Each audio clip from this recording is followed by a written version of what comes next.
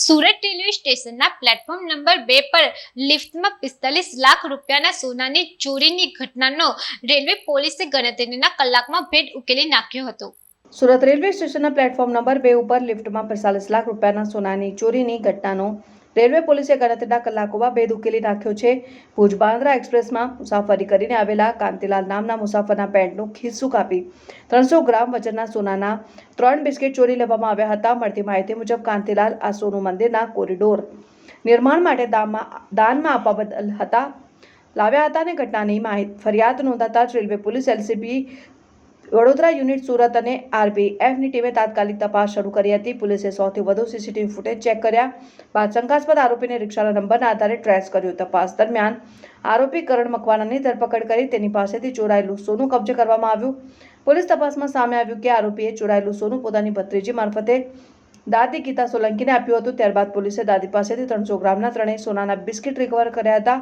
પોલીસે કુલ 45 લાખ રૂપિયાનો મુદ્દામાલ કબજે કરી વધુ કાર્યવાહી હાથ ધરી છે। આરોપી વિરુદ્ધ અગાઉ પણ સુરત રેલવે પોલીસ સ્ટેશનના 3 ગુનાઓ નોંધાયેલા હોવાનું સામે આવ્યું છે। સર, બે આરોપીની ધરપકડ કરવામાં આવી છે, શું છે? ગઈકાલે સુરત રેલવે સ્ટેશન ઉપર જે લિફ્ટ છે 2 નંબર પ્લેટફોર્મ પર ત્યાં પેસેન્જર છે એ લિફ્ટમાં જતા હતા। મીનવાઇલમાં એક આરોપી છે જે મૂળ નામ છે કરણ નામનો જે આરોપી છે એને એ ફરિયાદીનું પેન્ટનું ખિસ્સું છે એ કાપી અને એના ખિસ્સામાંથી 3 સોનાના બિસ્કિટ ચોરેલા। જે બાબતે અમારા અધિક પોલીસ મહાનિર્દેશક સાહેબ શ્રી દામોર સાહેબ તથા સોની સાહેબ અમારા એસપી છે એમણે અમને સૂચના કરેલી ગુનો ગમે તે રીતે ડિટેક્ટ કરો, જેથી અમે અમારી ટેકનિકલ સર્વેલન્સ ટીમ તથા એલસીબીના માણસો અને સુરત રેલવે પોલીસ સ્ટેશનના માણસો અમારી આખી ટીમ છે એ 150 થી 200 જેટલા સીસીટીવી ફૂટેજ ચેક કરેલા।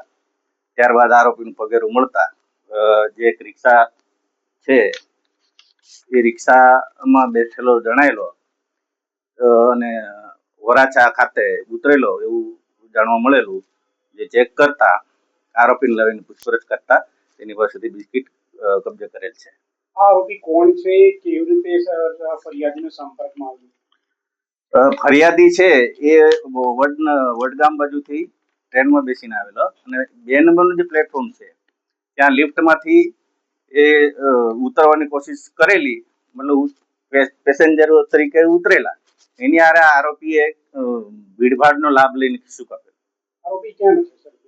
આરોપી મૂળ ભાવનગરનું વતની છે। એ હાલમાં તો પોતે મજૂરી કામ કરે છે એવું જણાવેલ છે, પરંતુ એના ઘરની ઝડપી તપાસ અમારા એલસીબીના માણસો અને એ લોકોએ કરેલી। ઘરમાંથી કઈ શંકાસ્પદ મળી આવેલ નથી। ગોલ્ડ કેટલાનું છે? ગોલ્ડ ક્યાંથી લાવવામાં આવ્યું છે? ગોલ્ડ છે એ જૈન દેરાસરમાંથી મળેલું છે દાનમાં, અને ટોટલ 100 ગ્રામના 3 બિસ્કિટ છે જેની અંદાજિત કિંમત છે 45 લાખ જેટલી। મહિલાનો શું રોલ છે આમાં? જે મહિલા છે તે આ આરોપી છે કરણ એના દાદી થાય છે અને એને આ સોનું ચોર્યા પછી એ દાદીને એની ભત્રીજી મારફતે આપી દીધેલું। ગુનાહિત ઇતિહાસ હાલ અમે તપાસ ચાલુ છે। અમે અત્યારે પ્રાથમિક એને પૂછપરછ કરતા પોતે કબૂલેલ નથી, હજી વધુ પૂછપરછ ચાલુ છે। બ્યુરો રિપોર્ટ સત્ય ટીવી ન્યૂઝ સુરત।